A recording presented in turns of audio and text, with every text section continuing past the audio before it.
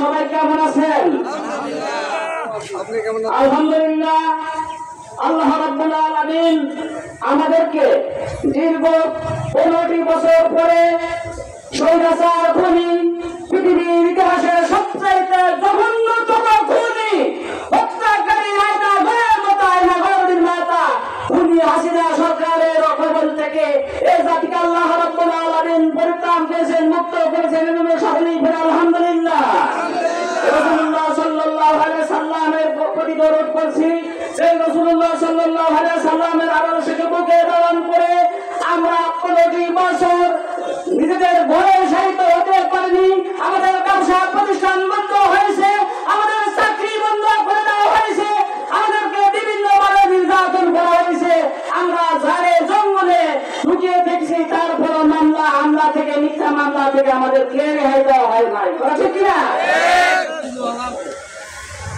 একটা কথা আছে ভাই, আরবিতে একটা কথা আছে, মান হুবেরা হুবেরা, যে গর্ত করে সেই খালি পড়ে। করা ঠিক কিনা?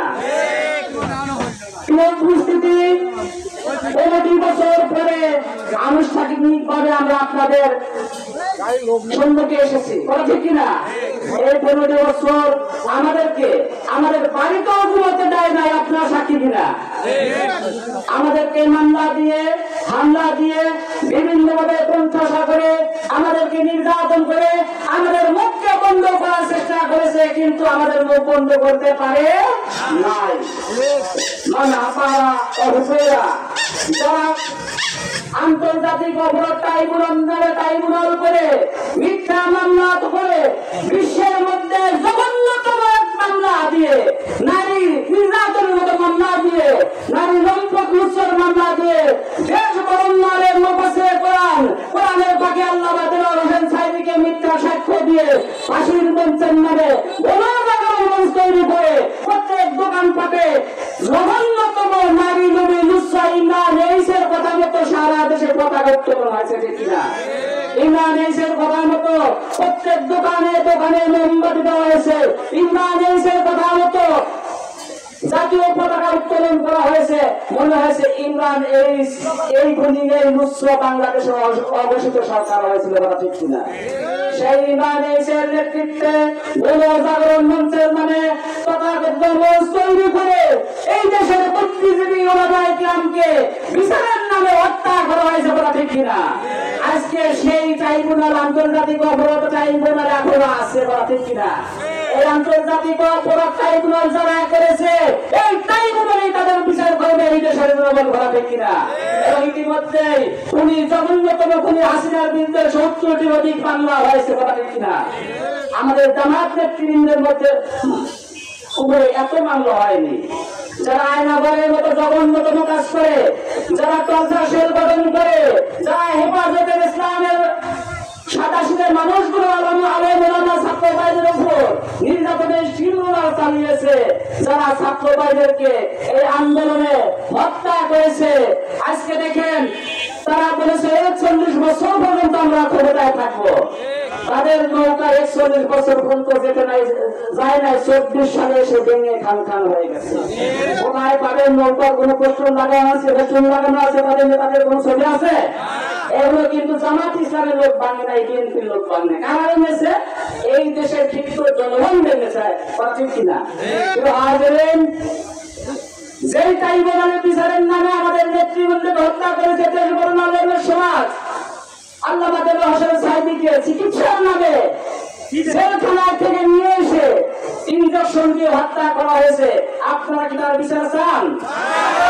আপনারা যদি তার বিচার চান, আল্লামা দেলোয়ার হোসেন সাঈদী ছিলেন বাংলার জমিনে কলমার উপর পতাকা করবে, সেই আল্লামা দেলোয়ার হোসেন সাঈদীর সেই স্বপ্নকে বাস্তব রূপে আগামী দিনে ব্যাপক বিপ্লব বিজয়ের মাধ্যমে, ব্যাপক বিপ্লব বাড়ানোর মধ্য দিয়ে এই উল্লাপাড়া তথা দক্ষিণবঙ্গের জনগণের মানুষের নেতা আলহাজ মাওলানা রফিকুল ইসলাম খানকে বিজয়ী করার মধ্য দিয়ে কোরআনের পার্লামেন্ট গঠন করার জন্য আপনার সকলে আছেন তো? রাজি? কারা কারা রাজি আছে? হাত তুলে দেখান।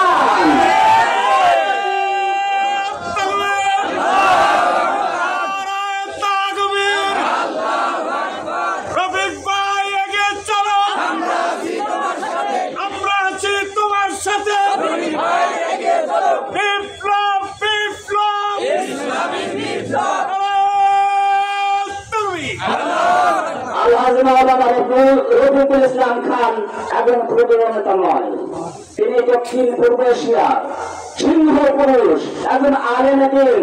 সারা দিন জেগে জেগে যেমন আপনাদের ধারে ধারে যাচ্ছে, সর্বদা বাংলাদেশে ইসলামী সমাজ বিনির্মাণের জন্য চেষ্টা করেছে।